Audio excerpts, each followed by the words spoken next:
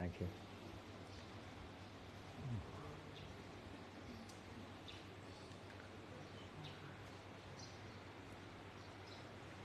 Om Namo Bhagavate Vasudevaya. Om Namo Bhagavate Vasudevaya.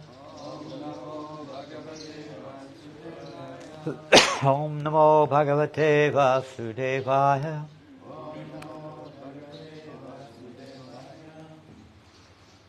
It's amazing, isn't it? Even the reflection of the sun can be blinding. So what to speak of the sun itself? So the material world, the reflection of the spiritual world is, in one sense, is also blinding because it obscures our real vision. I'm completely overwhelmed. So we're reading from Srimad Bhagavatam. I'm just going to readjust a minute.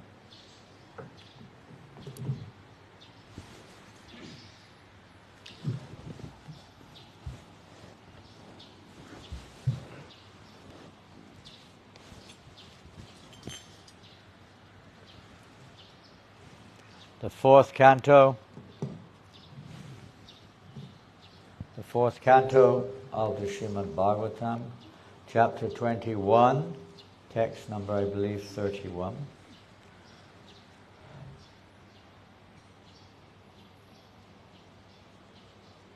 Yat pada abhiruchihi tapasvinam ashesha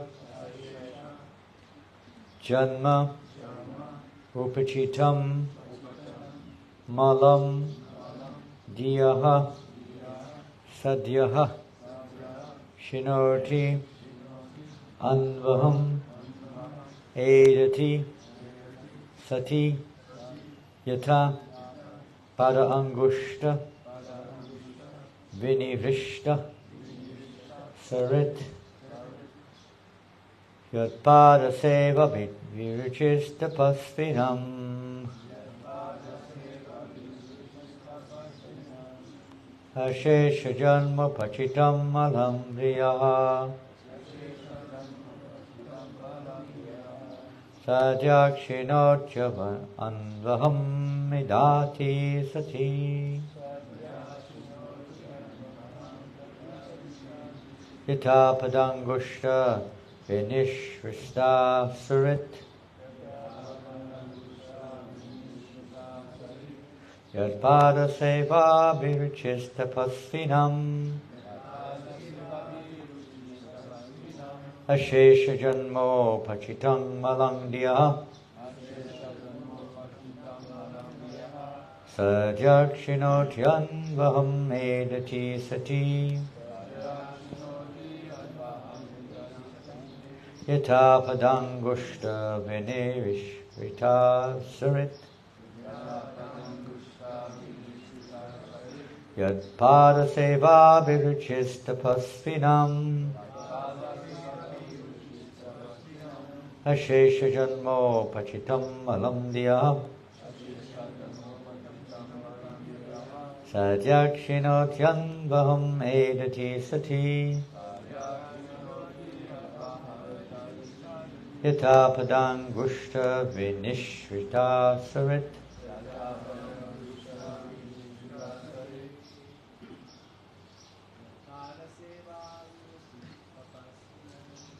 Yata pada seva viruchitas Ashesha janmo pachitam malangdiya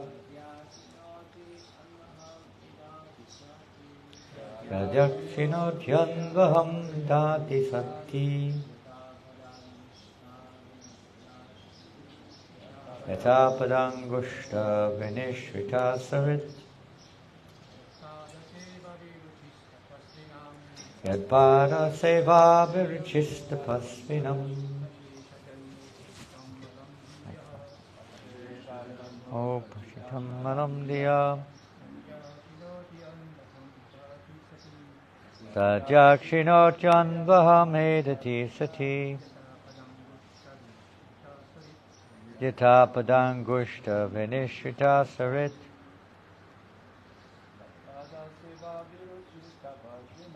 Yat pada seva viruchista pasvinam. Ashesha janmo pachitam malangdiha. Sadyakshinotyandvaham edati sati. Yata padangushta vinishita sarit.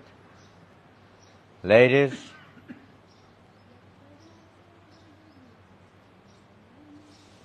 yat pada seva viruchista pasvinam. Ashesha janmo pachitam malamdiya.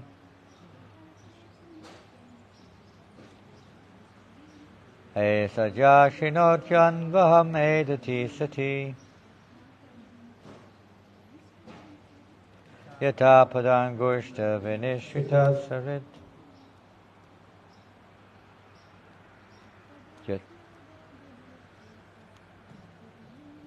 Yat pada seva viruchista pasvinam. Ashesha janmo pachitam malangdiya. Sadyakshinotyandvaham edati sati. Yata padangushta vinishita sarit.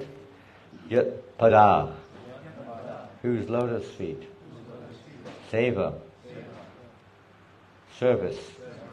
Abhiruchihi, inclination.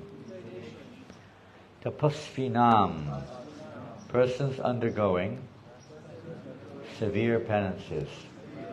Ashesha, innumerable. Janma, birth.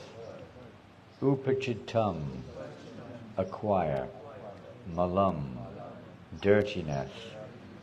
Diyaha, mind. Sadyaha, immediately. Shinoti, destroys. Anvaham, day after day. Edati, increasing. Sati, being. Yata, as. Pada angusht, the toes of his lotus feet. Vinirishta, emanating from. Sarit, water. Translation and purport by Srila Prabhupada. By the inclination to serve the lotus feet of the Supreme Personality of Godhead, suffering humanity can immediately cleanse the dirt which has accumulated in their minds during innumerable births. Like the Ganges water, which emanates from the toes of the lotus feet of the Lord, such a process immediately cleanses the mind, and thus spiritual or Krishna consciousness gradually increases. Purport by Srila Prabhupada. In India, one can actually see that a person who takes a bath in the Ganges water daily is almost free from all kinds of diseases. A very respectable Brahmana in Calcutta never took a doctor's medicine. Even though he sometimes felt sick, he would not accept medicine from the physician, but would simply drink Ganges water, and he was always cured within a very short time. The glories of Ganges water are known to Indians and to to ourselves also. The river Ganges flows by Calcutta. Sometimes, within the water, there are many stools and other dirty things which are washed away from neighboring mills and factories. But still, thousands of men take baths in the Ganges water, and they are very healthy as well as spiritually inclined. That is the effect of Ganges water. The Ganges is glorified because it emanates from the toes of the lotus feet of the Lord. Similarly, if one takes to the service of the lotus feet of the Lord, or takes to Krishna consciousness, he is immediately cleansed of the many dirty things which have accumulated. That the spiritual master who plays the part of Krishna's representative has to consume all the sinful reactions of his disciple. Sometimes the spiritual master takes the risk of being overwhelmed by the sinful reactions of the disciples and undergoes a sort of tribulation due to their acceptance. Sri Chaitanya Mahaprabhu therefore advised that one not accept many disciples. Om Jnana Timirandasya Gyananjana Shalakaya Chakshuran Militam Yena Tasmai Shri Gurave Namaha Sri Chaitanya Manobhistam Stapitam Yena Bhutale Swayam Rupagadamayam Dadati Svapadantikam. So many points in this verse and purport are emphasized by Srila Prabhupada. The Ganges water, Prabhupada starts off glorifying the Ganges water for its always pure, it's always transcendental in one sense, even though it may appear to be full of whatever people put in there or whatever gets in there or appears to get in there. At least on the surface, externally it appears sometimes polluted. But those who have strong faith, even though there is mundane material pollution, they have no hesitation, they do not hesitate to take bath in the Ganges, seeing beyond the externals. When one goes to Vrindavan, one may see externals, but one who hears from the right source will begin to see the internal aspect of Vrindavan. When we chant Hare Krishna, it appears like an ordinary sound vibration. For those who have a deeper understanding or Krishna conscious understand or realize that the name is Krishna. It's not a mundane sound which may have some mundane result, but it is Krishna himself, and by associating with Krishna himself, one becomes purified. Just like by bathing in the Ganges, one becomes purified, although we know from Shastra that may take a long time. Bathing in the instructions of the spiritual master is the actual process of purification, quick purification. It can be instantaneous, as Prabhupada mentions here.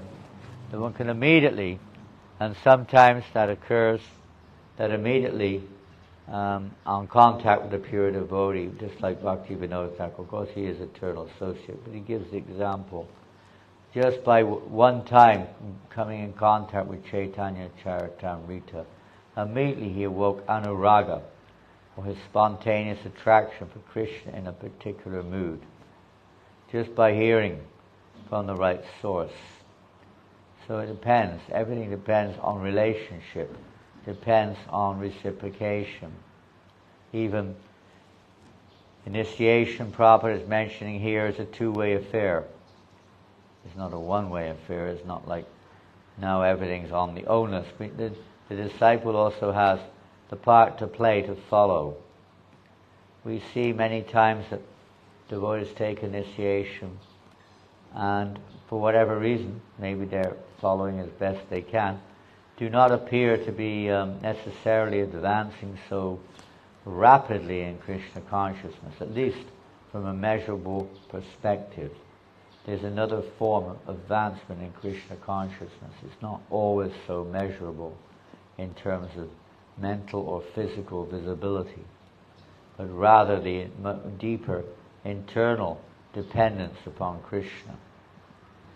For various reasons, Krishna may allow certain Prabhupada calls token reactions to linger or to continue to be there. Maybe we become attracted to those and they become a little bit hardened, a little bit stronger sometimes. For various reasons, because Krishna, the whole process of initiation is to connect us to Krishna through taking shelter, just like this verse deals with the lotus feet of the Lord.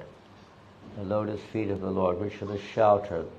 This material world is a very dangerous place, and only those who take shelter of the lotus feet can cross over this ocean of material sufferings.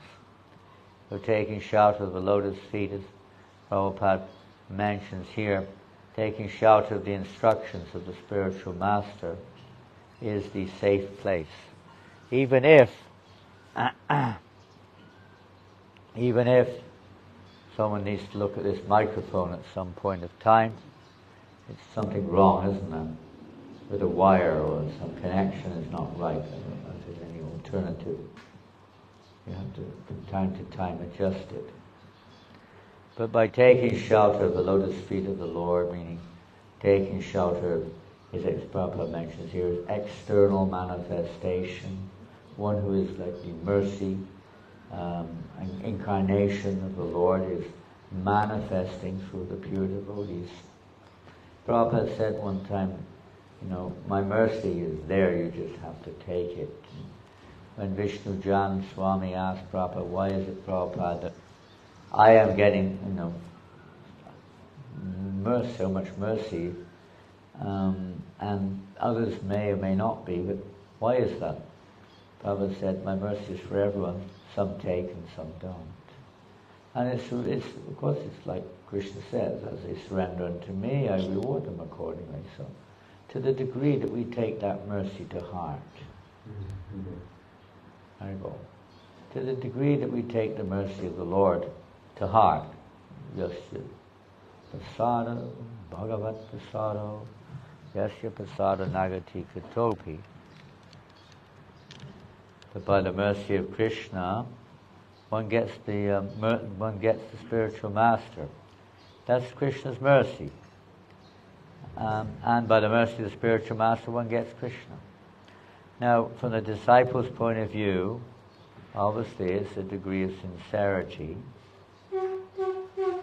how much we take seriously, how sincere we are. The verse doesn't state it exactly. The word mentioned is gradually our Krishna consciousness increases.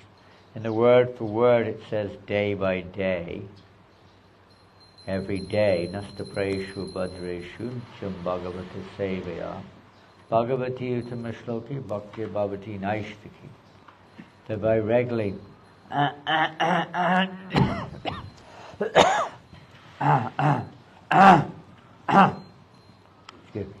by regularly hearing Srimad Bhagavatam and by rendering service to the pure devotees, all the dirty things in the heart are removed, and loving service unto the personality of Godhead is established in the heart as an irrevocable fact. That's another verse, isn't it? What is the translation of that verse? Let's see. Almost to nil. All the material desires, all the reactions are destroyed almost to nil by regularly hearing the Bhagavatam and rendering service. And loving service unto the personality of Godhead is established as an irrevocable fact. More or less the same. So, yes, this degree from the disciple's point of view, quality is there. Quality is not necessarily according to the expertise of performance, but rather the attitude of the devotee, the surrendered attitude, papana. Everything depends on surrender, as they surrender. It depends on our attitude, our motive in service. We've taken, you could say, on board, we've accepted the path of devotional practice to at least some degree, but it depends upon our attitude, how much Krishna reciprocates. And the spiritual master is the representative passing on that mercy, and he takes that responsibility on behalf of the Lord. So there's another side to it as well. You could say the transparency or the purity. If the person representing the parampara is not pure in motivation also, pure in heart, then of course we can give an example. Prabhupada gives an example of electric current. When there's an electric wire and you plug in, you have to plug into the one which is connected to the power source. You can't just put in any plug. You have to make sure, any socket rather, you have to make sure that that socket is connected to the parampara. Otherwise you don't know what the result will be. Maybe there's a battery result of some kind. It's connected to a battery. But that won't last. We have to be connected, let me say connected to a battery. In other words, someone's got some good karma, and it appears from someone who doesn't have such karma that they are very elevated, very great materially, or even not really spiritually, but apparently spiritual. Because they've done many austerities, they appear very great, etc. They've got some returns, they've got some mystic powers, they've got some whatever. And they may still be performing austerities, so they're accumulating various types of Shakti or powers, but they're not connected directly to Krishna, so the result will not be the same. You may feel good, you may feel contented, you may get some kind of reflective spiritual realization. But spiritual realization is given by Krishna. And even if they do get a reflective realization, it's also coming from Krishna. As Prabhupada said, no one, even in economic development or sense gratification or religious practice, can achieve their result without the mercy of Krishna. Like purport here. So without the mercy of Krishna, nobody, whatever path we're on, can achieve their goal. Krishna's mercy comes in various ways. Even the karmic reactions may not look like it, but it's another form of Krishna's mercy, intended to purify the living entity. Krishna appears as the river Ganges in this age. Prabhupada says that as water and wood. He appears in this age. The wood is Lord Jagannath, water is the Ganges. Of course, we know he appears as Chaitanya Mahaprabhu. He appears as the holy name. He appears in Srimad Bhagavatam in many different ways. He appears in the form, or the mercy form of the spiritual master, which is the most, in one sense, the most important, because that's the real link. That's connection with the parampara. And then the other activities, like chanting the holy name, then Krishna accepts that. He accepts that in terms of reciprocation. Those who accept his pure devotees and follow their path, then Krishna reciprocates. Following the path means they chant the holy names, they follow principles. And when Krishna sees that the aspiring devotee is sincerely following the spiritual master's instructions, the Lord reciprocates. It's a surrender to Krishna. It's not always easy. We do have baggage from the past, and it may not be fully unloaded.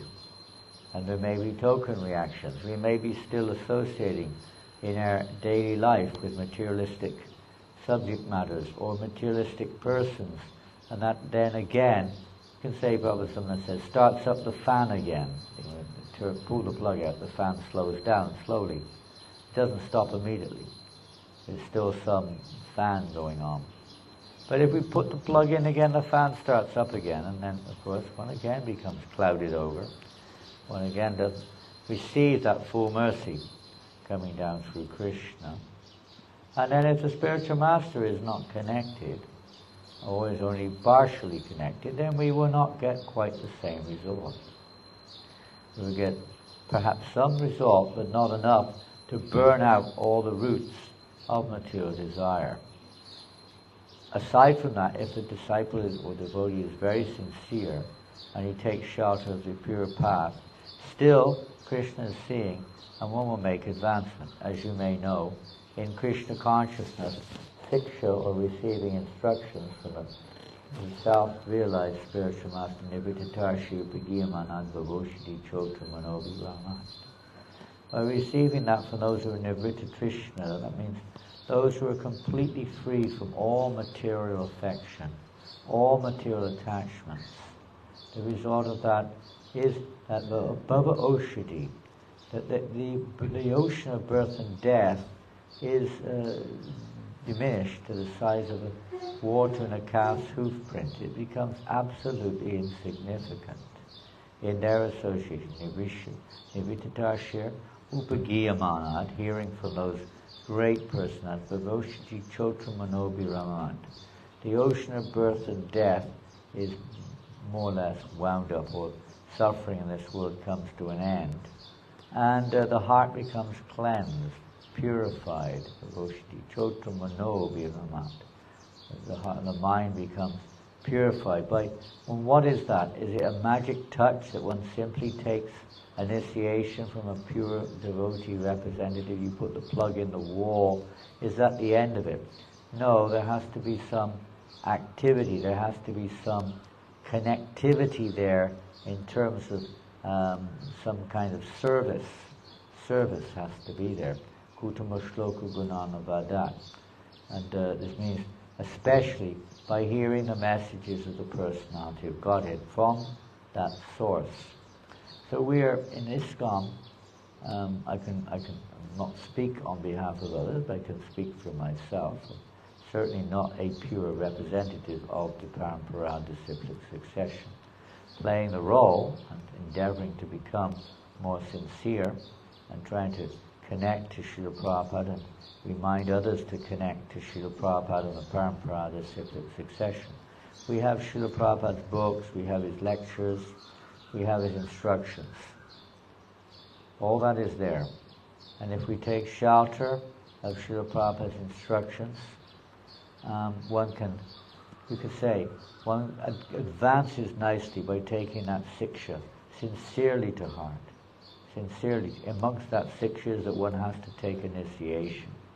So the initiation process is there. That initiation which inspires us to take shelter of the pure instructions coming down from the lotus feet of the Lord. As we heard the other day, Srila Prabhupada said that Krishna personally dictates to him. Personally. So we're receiving the direct, you could say, siksha, or instructions, just like Arjuna did. We're receiving those same instructions from the Supreme Personality of Godhead through the media of Srila Prabhupada's books. It's so important to associate with these. This is Prabhupada's mercy. His mercy is contained within his books. We give that mercy to others. I don't know how many books were distributed yesterday. Is Shiva Chaitanya any record? Yeah, because it was a big thing, get back really late. I mean, it would be hundreds. I mean, I was just with, who was tired and can't remember everyone's names. No. Goodness, what's wrong with me? Murli Krishna Prabhu. Is he here? There he is. We were together for maybe 20, 30 minutes. Just in that period of time, we distributed about 20 books. Nothing. Everyone else was doing as much, if not more. There were 4 or 5 devotees distributing books. Bhagavad Gita, and loads of small books. and people giving 5, 10, 20 like that, 50 even sometimes. So I don't know. Devotees gave you Lakshmi? I've got a bag of Lakshmi also. And anyone who has Lakshmi from yesterday, if you're any of you distributing books, please give it to you. Give it to Shiva Chaitanya, please. You don't have to. You counted the stock, right? It's a stock check. Is that right? Huh? Yeah. So it is. It's calculated by the stock. Is that right? Yeah. So you don't need to necessarily give record if you did keep a record of how many books you distributed. But that's mercy. People were very, very nice. I mean, it was so reciprocal, wasn't it? What do you think? Who was doing books yesterday? Was Saradia doing books? Is she here? What did you think? The people were very reciprocal, right? Can someone say what she's saying?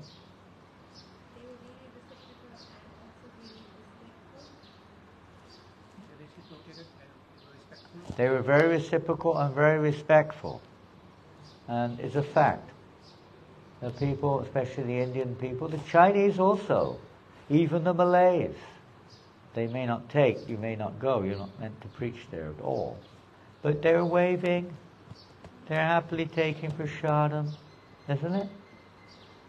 People are very respectful in this country of other religions. It's a unique feature of this country. The people are very respectful. They're not at all. Everywhere you get exceptions.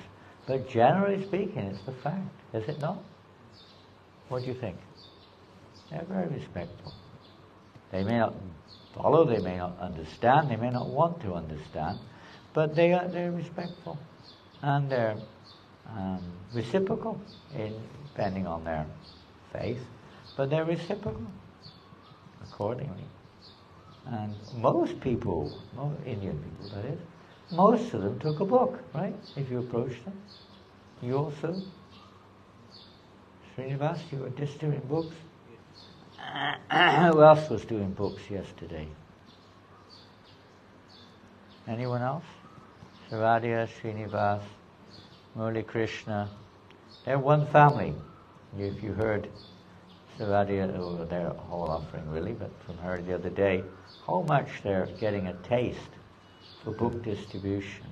This means that you're connected. We are connected to the parampara. When we connect, you get energy, especially through book distribution. It's a connection. It's a clear connection. That's why Prabhupada put his whole life and soul into publishing these books, writing, translating, commenting, and encouraging us to distribute them, to pass that mercy on. You get mercy when you pass on the mercy, isn't it? Prabhupada said to Jamuna one time, she was, of course Jamuna was one very spectacular and special devotee in our movement, everybody knows that. One of rare soul. And she was also, probably everyone will accept her as like the queen of the kitchen, huh? She was kitchen-wise, cooking-wise, she was, top. I mean, so many wonderful cooks, but, she stands out probably most. And Prabhupada one time said to her, "You're teaching the girls how to cook," and she wasn't at that time, so Prabhupada said, "You be careful, if you don't give what you got, you can become envious. You have to pass it on. You have to share what we've got with others, whatever it is. Don't be a miser. Miser means miserable. You won't feel inspired. Pass it on. That's how the mercy flows. You pass it on, Krishna gives more mercy." So the spiritual master's business is to connect us to this flow. To connect us to this flow of mercy. That flow of mercy will wash away, like the Ganges washes away all the sinful reactions. Devotional service is like that, a never-ending flow like the Ganges water emanating from the lotus feet of the Lord. And if we get into that current, that we also call electric current, it's the same word, it's funny, huh? Electric current, the voltage or whatever it is. And if you connect with that, if you don't connect properly, by the way, you'll get an electric shock. You have to know how to connect also. Sometimes people get electric shock. And similarly, we burn out when we don't know how to properly connect. So proper connection is also required accordingly. But in principle, connecting to that parampara is that principle of connecting to the source, like that. So the spiritual master's business is to show us how to connect to that source, how to keep connected, etc. It's not that the spiritual master is himself, let's say, like a bank where you deposit your money, and he takes all the sinful reactions and is so powerful he can hold them. If he's not connected, then of course that does have an effect. And it will have an effect even if he is connected, because sometimes, as Prabhupada says here, the spiritual master takes a risk. And the Prabhupada said his sickness was due to accepting so many unqualified disciples. Everyone knows that. So here Prabhupada says, therefore Lord Chaitanya says that we should not, the spiritual master should not accept many disciples, yet he encouraged this very much. Why? This is a great risk. He said, without increasing the number of disciples you can read in Nectar Devotion, there's no spreading of Krishna consciousness. So it has to be there. It's a risk, Prabhupada said, first initiation especially, is to give everyone a chance. He was much stricter on second initiation. First initiation he was a little more strict in time, of course, but second initiation always he was strict. And not in the beginning maybe, but as time went on he was quite strict with second initiation, which Vedically speaking is the actual initiation. But recent acharyas for this Kali Yuga particularly, outside of India especially, the first initiation they take as the actual connection. This is the special mercy of Lord Chaitanya.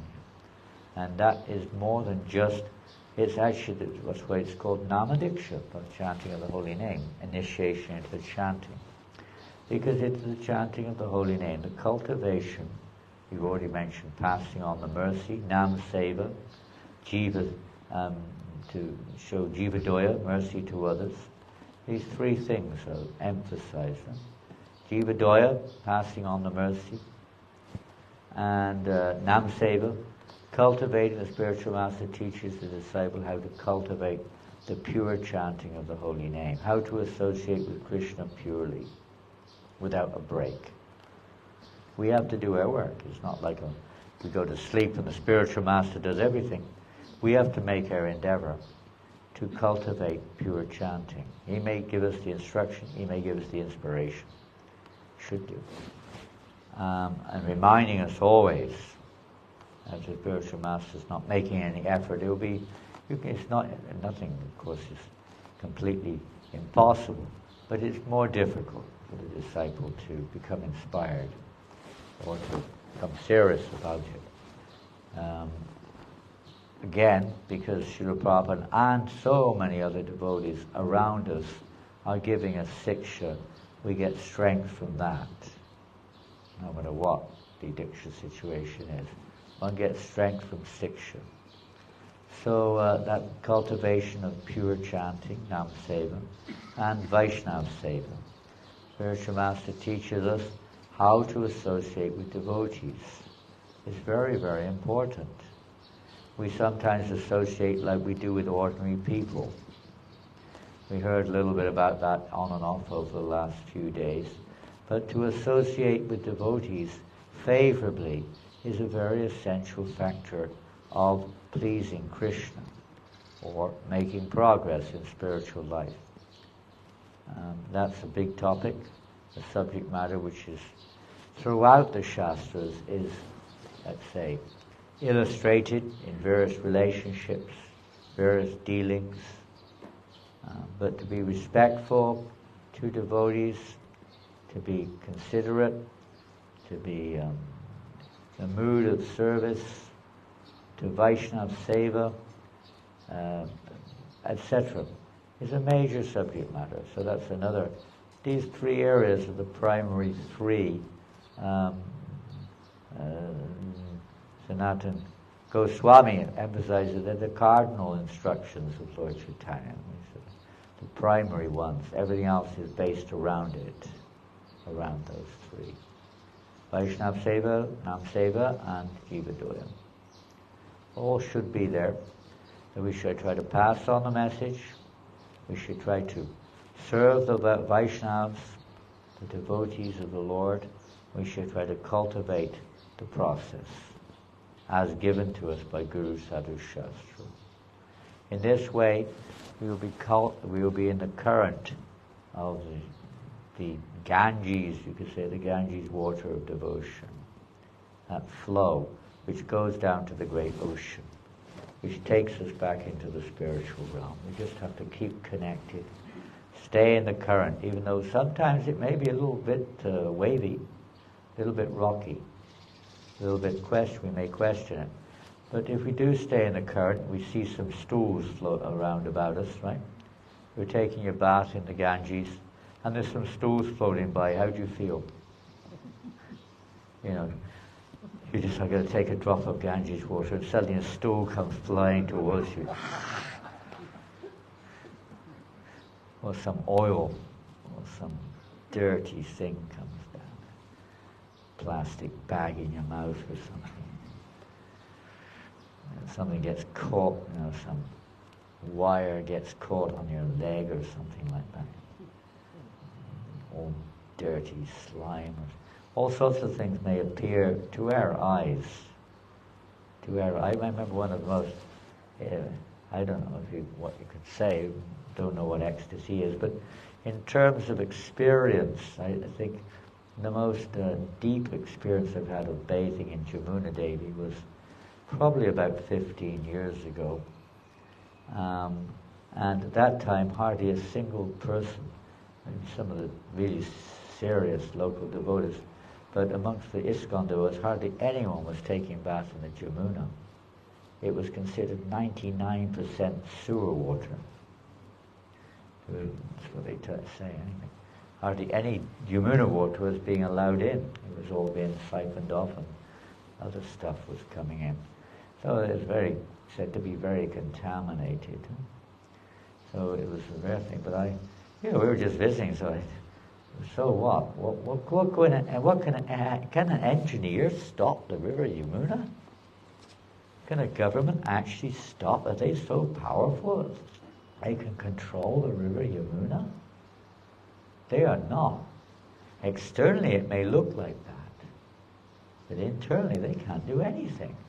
Is it that Jamuna may not be manifested to our eyes, but Jamuna is always there. So with this kind of sentiment, with a small group of devotees, we were on parikrama, maybe 7 or 8 of us, not a very big group, but we were on parikrama around Vrindavan, and we came to Jamuna, so nobody had any inclination to take baths except for me. So we went in, and I said, come on, let's go. This is River Jamuna. Hesitation was there, but one by one the devotees went in. And it was an unbelievable experience. I never felt like I was bathing in the river Jamuna like that ever before or after. It was more the Jamuna than any time I've ever experienced. I mean, what do we know about the experience of the Jamuna? But, relatively speaking, it was the most amazing experience. Absolutely amazing. The only reaction is you felt so enlivened afterwards. Felt like flying, floating, so purified. So it depends again, it's the same thing. It depends on our attitude. So, no, this is ordinary sound vibrations. Krishna will reciprocate. These devotees, they're just this, they're just that. So that's what you'll get. You'll remain like that too. You're just this and that. Preaching Krishna, what's the point? They don't listen anyway. That's not the point. Our point is to offer. Our point is to share. Then Krishna will reciprocate. Same with the Ganges water or the Jamuna water. And the same with Srimad Bhagavatam. The same with all aspects of devotional service, deity worship, you name it. We may not be spontaneous, but at least we should have the right attitude. Okay, we'll finish there. Srila Prabhupada Ki Jai. Any questions? Those devotees, some devotees, I think, Achyuta Keshava, and Madhavi, you're leaving now, more or less. Anyone else leaving now? Anyone else leaving today? Anyone going on to India, Australia, New Zealand, or wherever? Singapore this morning, the devotees left. Quite a few left last night. So those who are staying, Philip, when are you leaving, Balaram? Tomorrow. Tomorrow? You're going to India?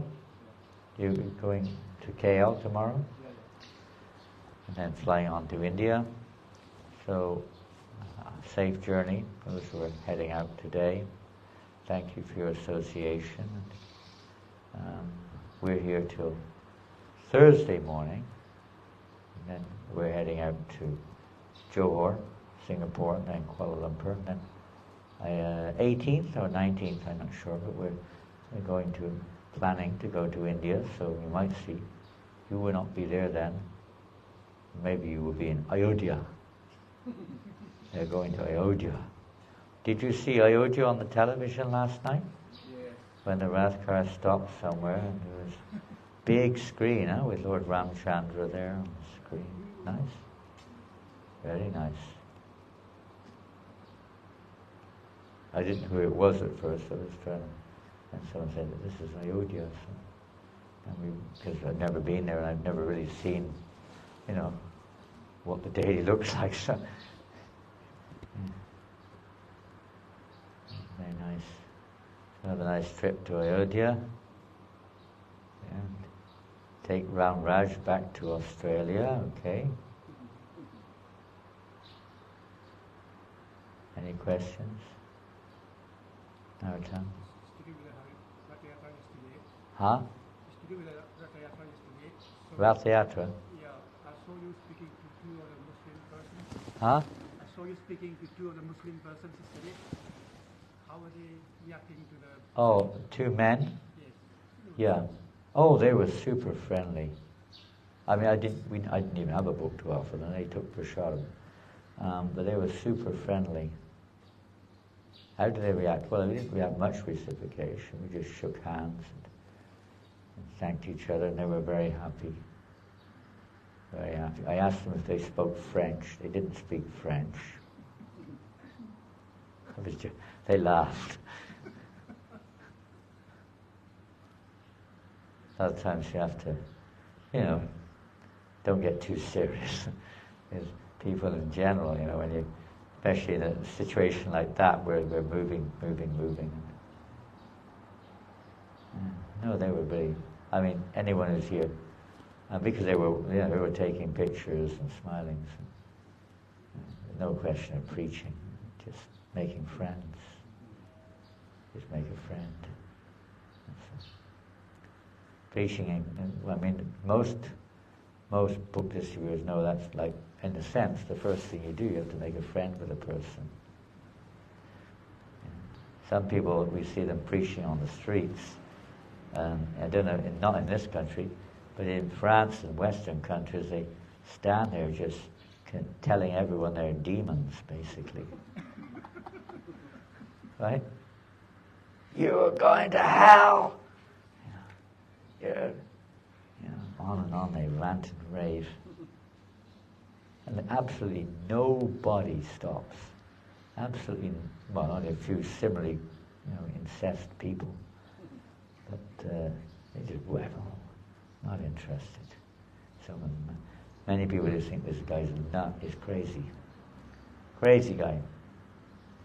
It doesn't have that impression. Even if there's elements of truth there, credit where credit's due, but it's not the way to present the truth. Just to condemn everyone in their face, basically. Threaten everyone. Challenge everyone. That may come in the course of reciprocation, but you don't make that your first step. Like, trying to sell something to someone, the first thing you do is you punch him in the face,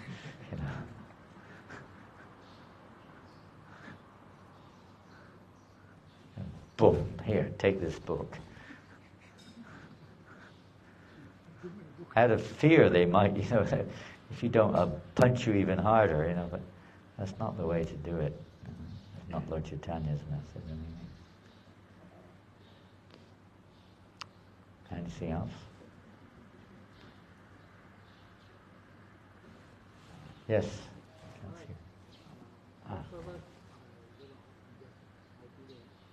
We are not qualified to be called as a Vaishnava.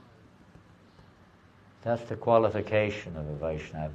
A Vaishnava never feels himself qualified. So we can't say we are qualified to be called as a Vaishnava. Others will call you a Vaishnava. So We don't call ourselves Vaishnavas. Vaishnavas.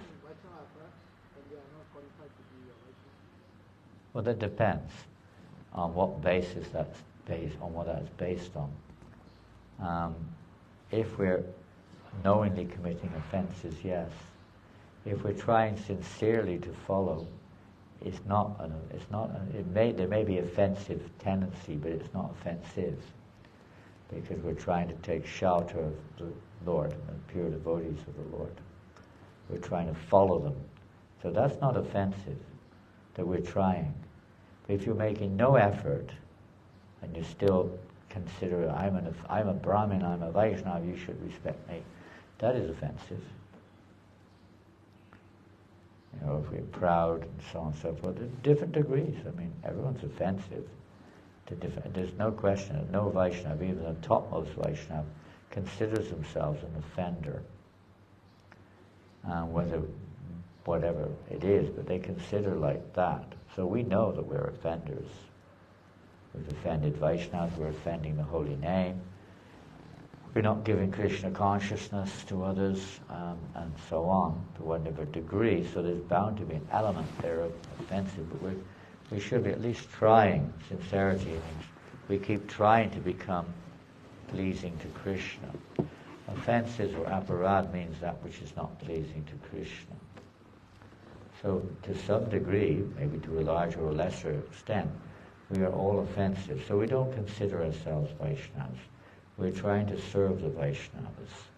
One time, Purijan Prabhu told a story that in 1968, when he first joined, or 69, he wrote a Vyasa Puja homage to Srila Prabhupada. And he wrote, "Dear Srila," like a poem, kind of poem. Dear, and every couplet, whatever, had, "Dear Srila Prabhupada, I just want to become a nice devotee." Nice Vaishnava. And Prabhupada wrote to him or spoke to him and said, "I'm very appreciative of your poem, but one line needs to be adjusted, the last line. We are not, our aspiration is not to become a nice devotee." In that last line, if I could just become a servant of a devotee. We're here to serve. This is what Krishna sees. Krishna decides, others we respect others, everyone, according to maybe some reciprocation there, but anyone who's trying to be a devotee is to be respected. Anyone who chants the holy name to some degree is respected. Every living entity, from a pure devotee point of view, is respected. They're part and parcel of Krishna. Intrinsically or constitutionally, everyone is a Vaishnava. But we're just covered over by other types of desires, etc. So the individual devotee, we don't consider ourselves Vaishnava. We're trying to serve the Vaishnavas. Whereas other Vaishnavas may see you as whatever they may say. That will also be a test of our sincerity. If we take it as being a recognition, I am a great devotee, then it becomes offensive. It's embarrassing or whatever, or we take that as it is, and Krishna's whatever, testing me, trying to encourage me, or whatever it may be. It may not be pure, but it's at least it's in the direction of purity. So we try to continue to serve in a purer way, serve other devotees who, as we know from many occasions, a Vaishnava always considers, using the term Vaishnava in the terms of an aspiring devotee, always considers themselves lower than others. This is another in terms of Vaishnava Seva, is one of the most significant directives given by Lord Chaitanya, Manina Manadena Kirtaniya Sudari, to show all respect to others and not respect, desire any respect for oneself. So we don't go around, I'm a Brahmin, I'm a Vaishnava, I'm the greatest.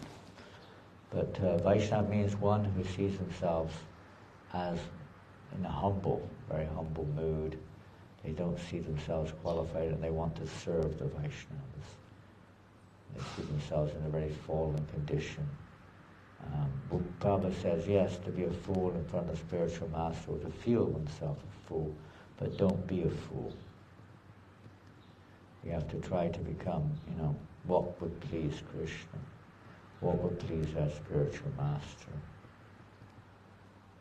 That will be pleasing to Krishna, and he'll cleanse our hearts of any attachments. Offenses are due to bodily identification, they're due to, attachment to sense gratification, wanting to be, recognized, and so on and so forth. Offenses then naturally manifest as false identity.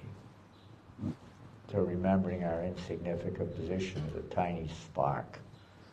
A spark of Krishna's, you could say, expansive energy. Conscious, but a tiny spark. Everyone's of the same quality there. We're all tiny sparks, although we have different, you could say, characteristics.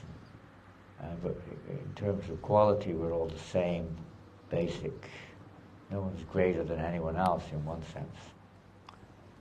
The quantity, or let's say the nature of each living entity is somewhat different. A Vaishnava is one who sees everything in relationship with Krishna. We're trying to see everything in relationship with Krishna. Whatever happens in the world, whatever happens to us, we try to see Krishna's hand working. And if we don't, then the tendency is to be offensive. We see this duplicity, this person, that person, likes and dislikes, rights and wrongs, etc. We're still affected by that. So it's kind of yes and no type of a situation, that we're not real Vaishnavas in the absolute sense, but we're trying to serve the real Vaishnavas. And that is considered from the Vaishnava's point of view, that you're a Vaishnava. It's like yes and no there. Depends which angle we look at it. But we're trying to see it from Krishna's point of view. A Vaishnava is one who sees everything with Krishna in the center. What would please Krishna? We're doing, like when you're doing your puja, you're doing deity worship or cooking, you do it in a way. Why? Why do we do it? Because we follow the system given by Krishna's representatives, because this will help. This will please him. Krishna doesn't need, but it will please Krishna that we're surrendering like this, that we're following like that, that we're cooking like this, that we're cleaning like that, that we're doing this, this, and this, according to time, place, and circumstance to some extent. But ultimately, the way that Krishna said it should be done in that situation.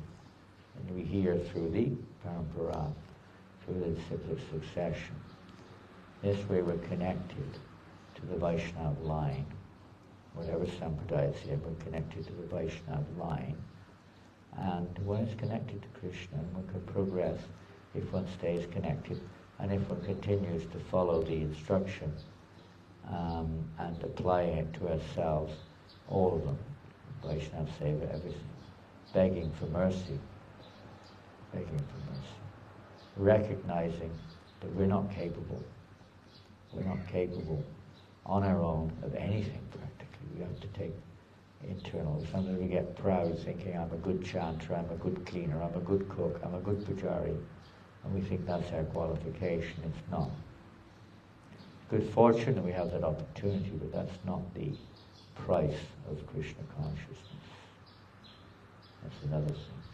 Is our humble, tolerant, respectful, submissive, surrendered mood, respectful to all, expecting no respect in return. This is the price of Krishna consciousness. Srila Prabhupada ki jai. Gaur Premanandi. Safe journey.